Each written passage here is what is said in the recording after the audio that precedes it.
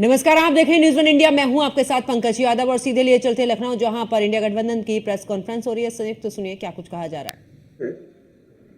हमारे आगे के पीढ़ी को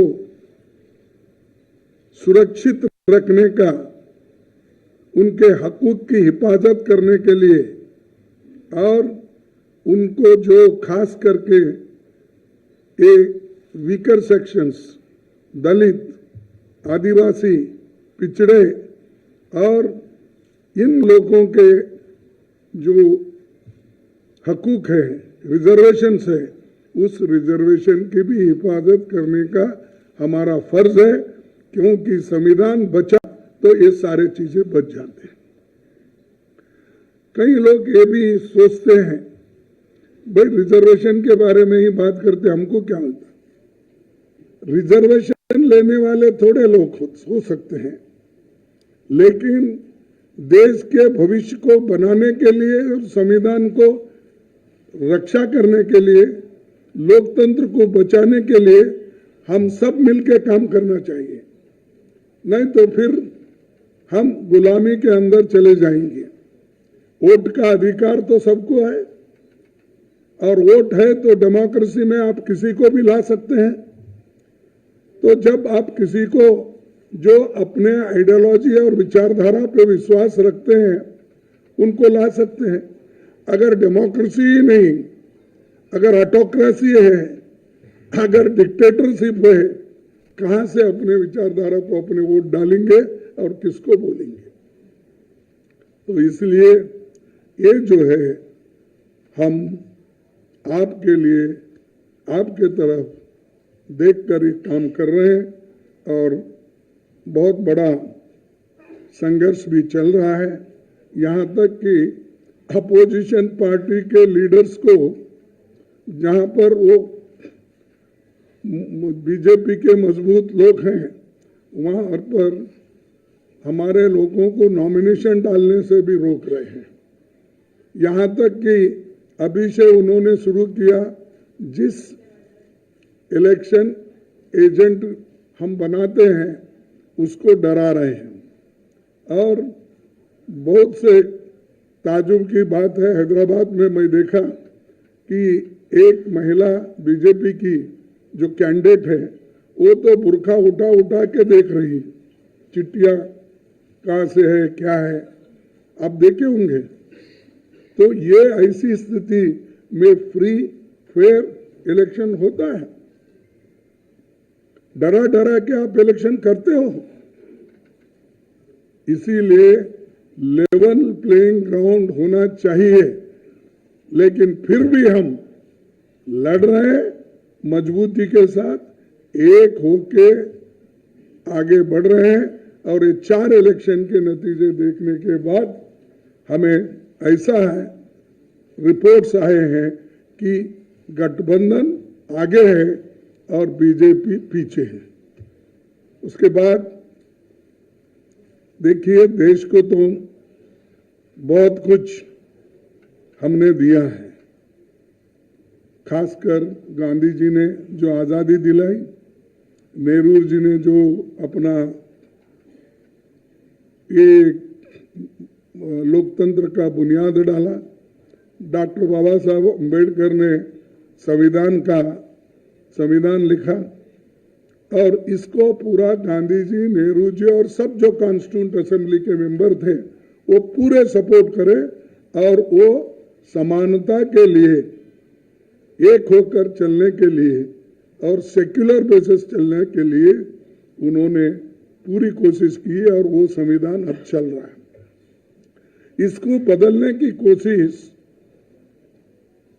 ये लोग कर रहे हैं और हम ये नहीं कहते कि हमारे पास कोई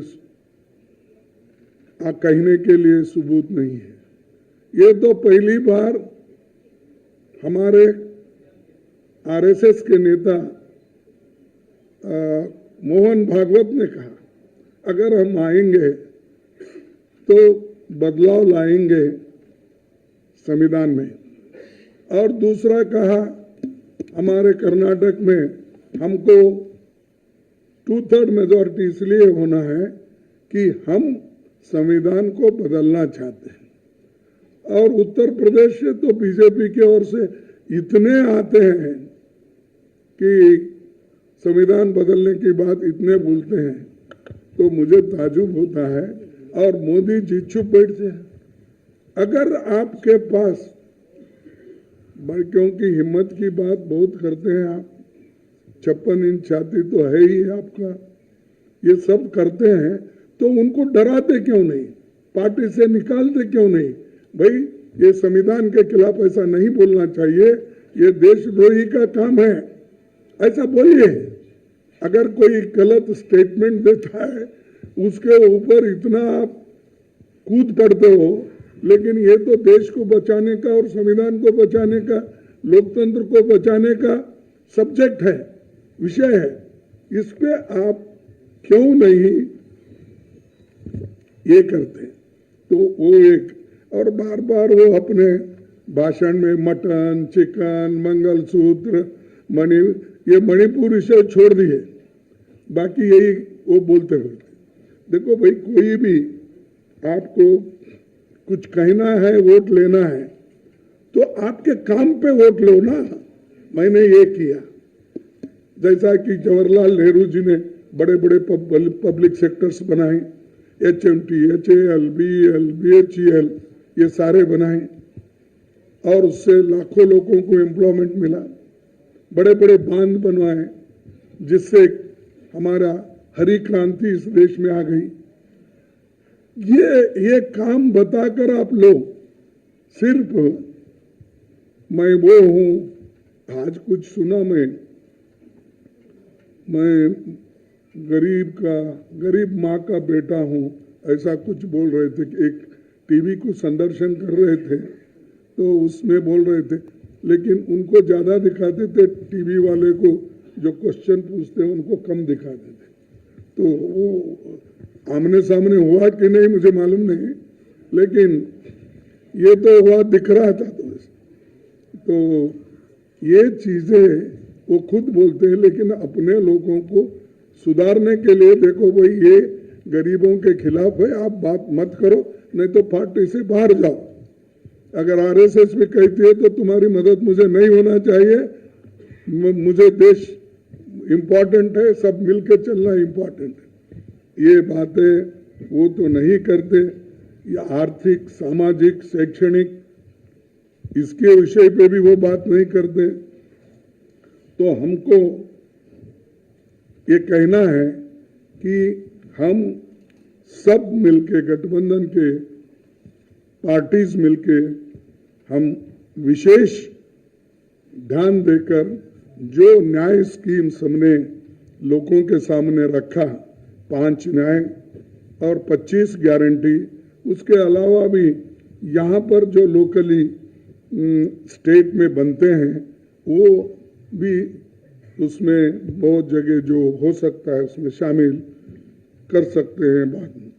और ये इसलिए मैं कह रहा हूँ कि एक खास करके दलित, आदिवासी, पिछड़ों, महिलाओं और आर्थिक रूप से कमजोर लोगों को भी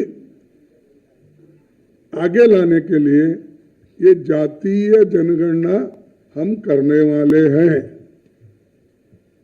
इसलिए कर रहे हैं कि समाज को तोड़ने के लिए नहीं, जाति जाति में झगड़ा लगाने के लिए नहीं, इसलिए कर रहे हैं किसकी हालत, सामाजिक हालत उसकी क्या है, आर्थिक हालत क्या है और शैक्षणिक हालत क्या है, स्वास्थ्य में उसका कहाँ ठहरा है, इन चीजों को हम देखने के लिए और देखकर उस पर पॉलिसी बनाने के लिए हम कर रहे हैं।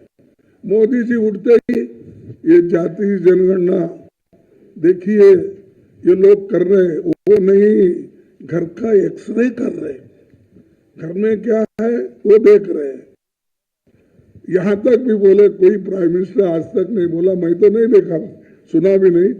आप बहुत से यंग लोग हैं, बूढ़े भी हैं, लेकिन उन्होंने ये बोला, देखो आपके पास अगर घर में 2, अहमदाबाद में मैं भी था, वहां मैं दूसरी जगह भाषण कर रहा था, उनको बोलो देखिए तुम्हारे घर आने वाला है, उसके लिए बधाई दूंगा कि उस दिन फ्रीडम ऑफ प्रेस का दिन भी होगा।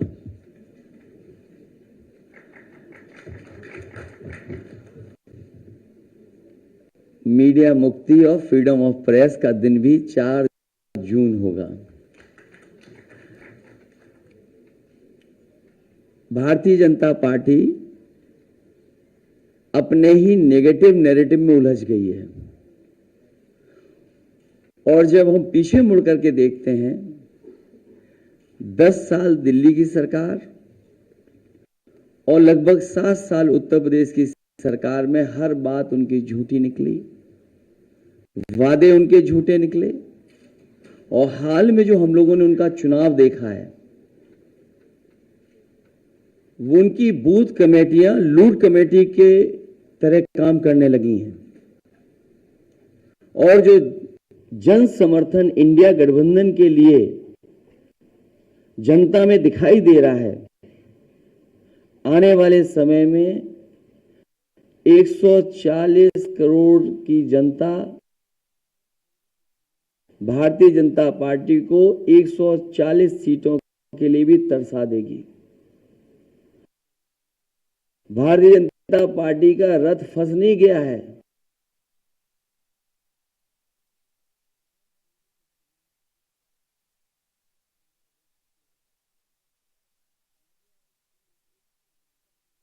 इसे नकारात्मक राजनीति का समय खत्म हो गया है।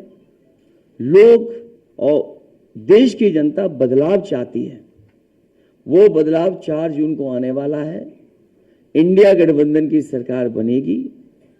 तमाम जो जनता के लिए और जो हमारा किसान बैठा देख रहा है कि किसान की मदद हो, सहयोग हो, खुशहाली के रास्ते पर किसान जाए, उसे जो झूठा सपना दिखाया गया था आय दोगुनी का और काले कानून ला करके जो उसके साथ अन्याय हुआ था वो भी किसान भूला नहीं है। वो थार से जो किसानों की जान गई, थार वाला घटना भी किसान भूला नहीं है और इनकी सरकार में लाखों किसानों ने आत्महत्या की है। बुंदेलखंड का इलाका उत्तर प्रदेश का वो है जहां पर सबसे ज्यादा किसानों ने आत्महत्या की। जो जन समर्थन मुझे कल दिखाई दिया है, बुंदेलखंड के लोग भारतीय जनता पार्टी को खंड खंड कर देंगे। वहां पर कोई भी खाता खुलने वाला भारतीय जनता पार्टी का नहीं है। और मैंने कई बार कहा और फिर कहता हूं प्रेस के सामने, इंडिया गठबंधन उत्तर प्रदेश में 79 सीटें जीत रहा है और क्यूटो में लड़ाई में है। जो नौजवान देख रहा है कि उसकी हर परीक्षा, उसका पेपर लीक हुआ, जिन्होंने तैयारी करके गए, कोचिंग करके गए और जब वो परीक्षा दे करके घर लौटे तो निराश हो गए क्योंकि परीक्षा का पेपर लीक हो गया। ये सरकार नौकरी नहीं देना चाहती। नौकरी खोने से नौजवानों का 1/3 जीवन बर्बाद हो गया। कई मौकों पर कहा मैंने, वो गणित बताया कि अगर एक परिवार के 3 सदस्य इस सरकार से नाराज हैं, जो बेटा या बेटी परीक्षा लिखने गई थी और उसके केवल मां बाप को हम जोड़ दें, 3 गुणा 60 लाख बनता है 1 करोड़ 80 लाख और 1 करोड़ 80 लाख अगर हम भाग दे दें 80 लोकसभाओं से तो हर लोकसभा में 2,25,000 वोट कम भारतीय जनता पार्टी का हो गया। इसकी भरपाई कहां है? इसलिए पूरा सफाया होने जा रहा है। किसान, नौजवान, व्यापारी, हर वर्ग के लोग भारतीय जनता पार्टी की जो पुरानी कहानी है सुन सुन करके थक गए हैं। इनके जो घिसे पिटे डायलॉग है उनको भी कोई नहीं सुनना चाहता। इसलिए इस बार परिवर्तन होना तय है। इंडिया गठबंधन सबसे ज्यादा सीटें उत्तर प्रदेश में भी और देश में जीतने जा रहा है। मैं एक बार फिर आदरणीय मल्लिकार्जुन खड़गे जी का बहुत बहुत धन्यवाद देता हूं, आभार प्रकट करता हूं, क्योंकि जो आह्वान आपने किया वही आह्वान हम लोग कर रहे हैं कि आज लोकतंत्र को खतरा है। ये लोकतंत्र के पीछे तो पड़े ही हैं, हमारी आपके जान के पीछे भी पड़े थे। अब ये कहते हैं कि हम वैक्सीन वापस ले लेंगे। जो शरीर में हमारे वैक्सीन चली गई, अब बताओ उस शरीर से कैसे वापस लेंगे? और लोकतंत्र तो खत्म करना ही चाहते हैं। संविधान ने जो अधिकार, न्याय और जो हमारे लिए रास्ता चुना था उसको भी खत्म करना चाहते हैं। उससे पहले हमने आपने देखा है कि हर इंस्टीट्यूशन को इन्होंने खत्म कर दिया। हर इंस्टीट्यूशन को ये खत्म कर रहे हैं। इंस्टीट्यूशन का खत्म होना ही हमारे आपका बाबा साहब भीमराव अम्बेडकर जी का दिया हुआ संविधान को खत्म करने का रास्ता है। इसलिए देश की जनता लोकतंत्र को भी बचाएगी और भारतीय जनता पार्टी को इस बार हारने का काम करेगी।